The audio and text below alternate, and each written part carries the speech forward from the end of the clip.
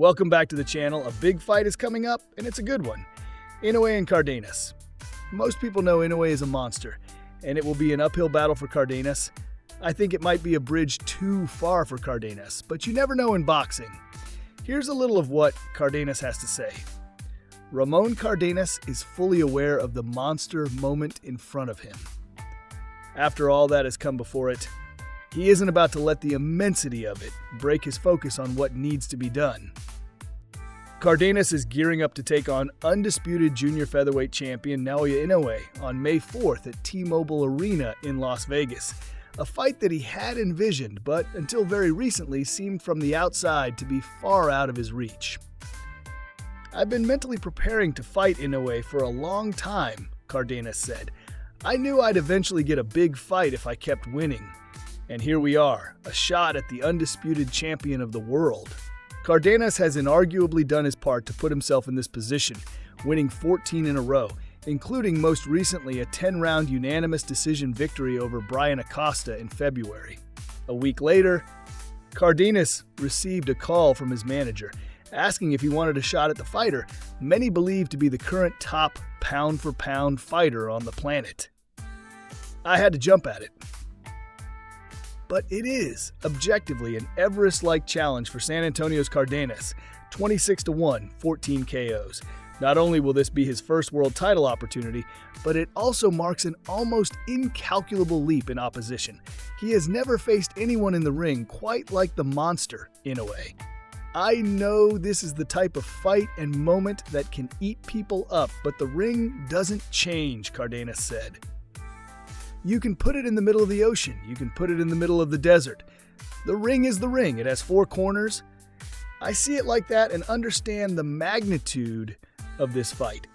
I asked for this moment, and now I have to take advantage of it." Cardanus' timing couldn't have been better. Inaway, who will have been absent from the United States for almost 4 years, chose this start to make a return that American fans have increasingly clamored for. He most recently wiped out Ye-Jun Kim inside 4 rounds in January at Ariake Arena in Tokyo, Japan, his favored venue during an 8-fight stretch of performances on home soil.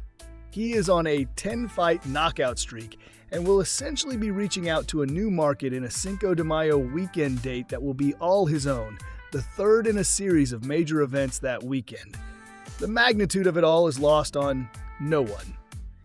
"This is Inoue's first fight in America in 4 years, so I know he's motivated to show out," Cardanus said. "I'm prepared for the very best version of Naoya Inoue."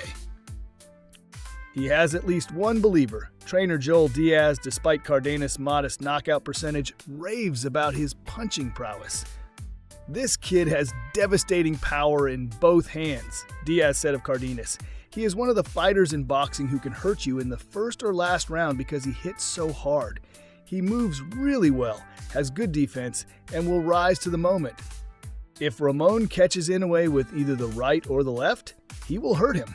We know that Inoue can be hurt."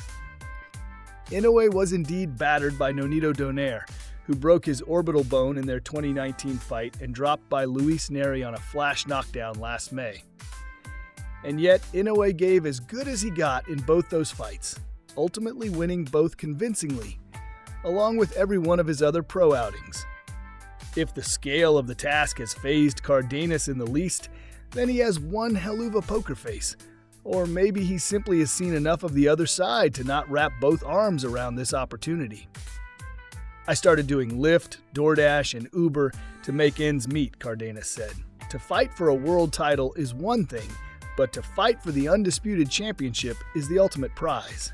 For me to be in this position shows my work ethic and self-belief because I knew I was going to get here."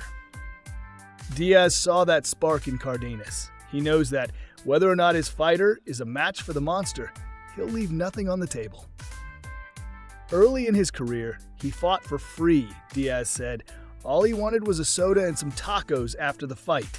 He started from nothing. He's here, he loves the sport, and we're going to shock the world. Well, what's it going to take a shock-the-world type fight? Cardanus will have his hands full. Thanks for listening. Until next time, be good.